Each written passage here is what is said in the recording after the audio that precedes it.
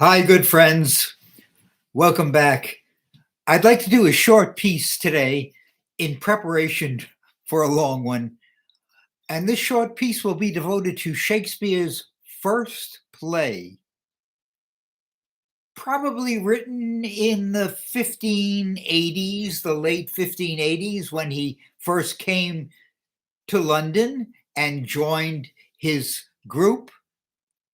It's called Titus Andronicus. And he was trying to write a tragedy and didn't know it was at that point. So he ended up writing a terrible play about terrible events. He thought it was a tragedy when bad things happen. So Titus Andronicus, a great general who conquered northern tribe and took the queen as a prisoner and her black lover, actually, back to Rome. When he got back to Rome, everyone wanted him to become the emperor of Rome. But he saw the order of things differently. The emperor who died had two sons. Now, this is all fiction, but let's make up the idea that it has some relation to a reality in his mind. He has these terrible people brought back from the north, and he feels it necessary to sacrifice a son of that queen. She begs him not to do so, but he feels it's the right thing to do in honor of his sons who were killed in the war against her. And so he does. He sacrifices her son. Ultimately, she and her black lover think of ways to get back at him. Her two sons,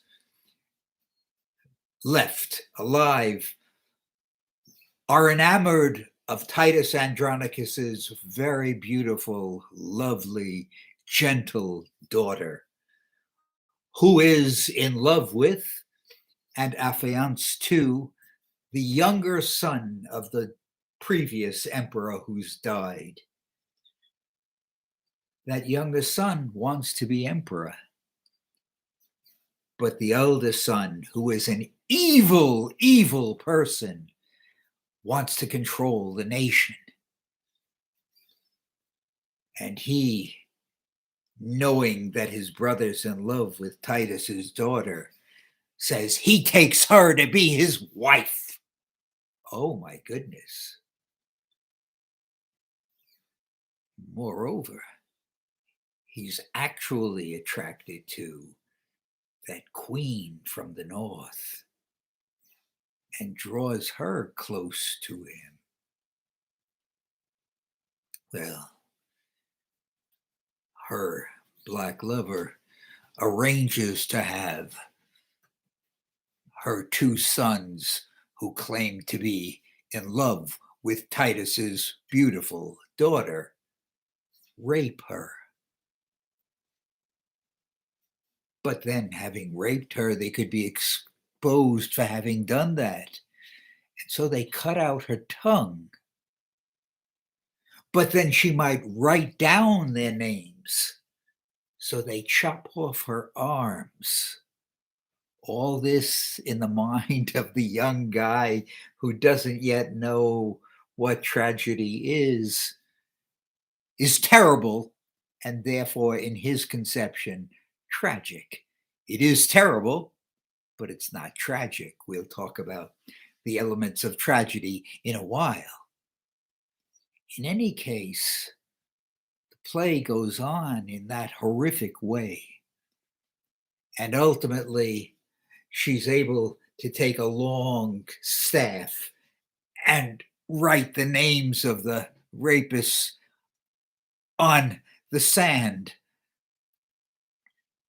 Titus Andronicus thus finds out who they are and decides to take vengeance.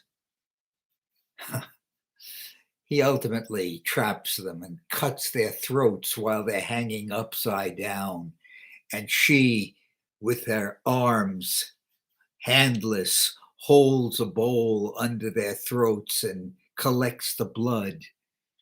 Titus ultimately invites their mother to a meal and serves her blood pudding, her own son's blood. Oh, horrific events. Nevertheless, ultimately, Titus killing his own daughter to free her from the anguish of a life of the diminished kind that she has, ultimately manages to kill that awful queen, and himself is killed. And the horrific story in Shakespeare's young, inexperienced mind, the tragedy, ends. Well, in that terrible set of circumstances, you get passages in which you can see that this young guy is a great poet, and he's going to develop into an even greater one. So, in my mind, it's clear that Shakespeare is the author of this terrible play. Other scholars want to say, no, it's so bad, just put it aside.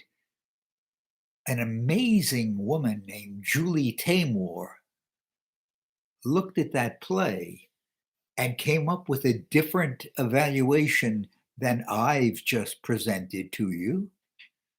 She said, yes, it's horrific, but look at what's happened in the 20th century. The Nazis torturing, murdering, burning, gassing innocent human beings. The play is no more horrific than that.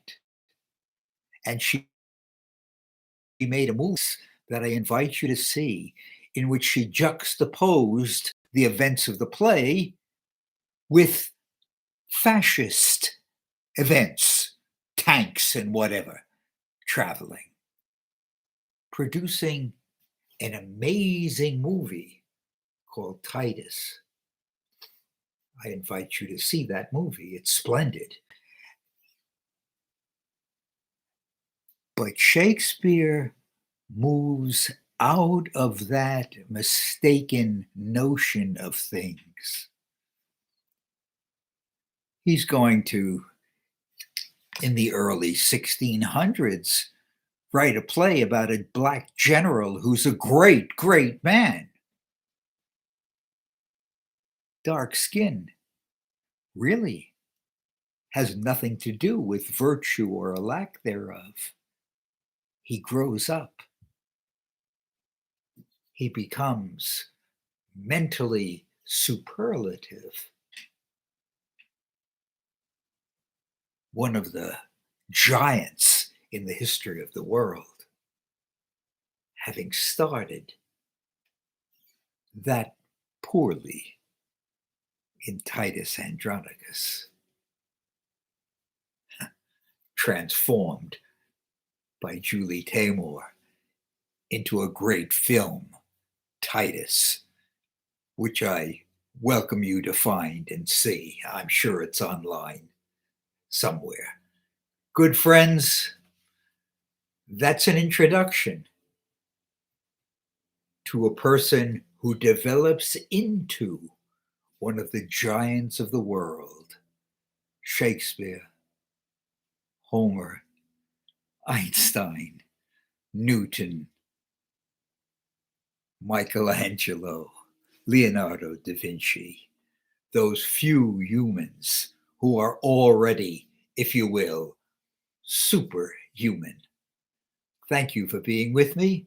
We're going to be using this play in a development of important ideas with regard to Shakespeare's later superlative tragedies and comedies, as well as problem plays, a genre very often ignored, but to which we're going to pay careful attention.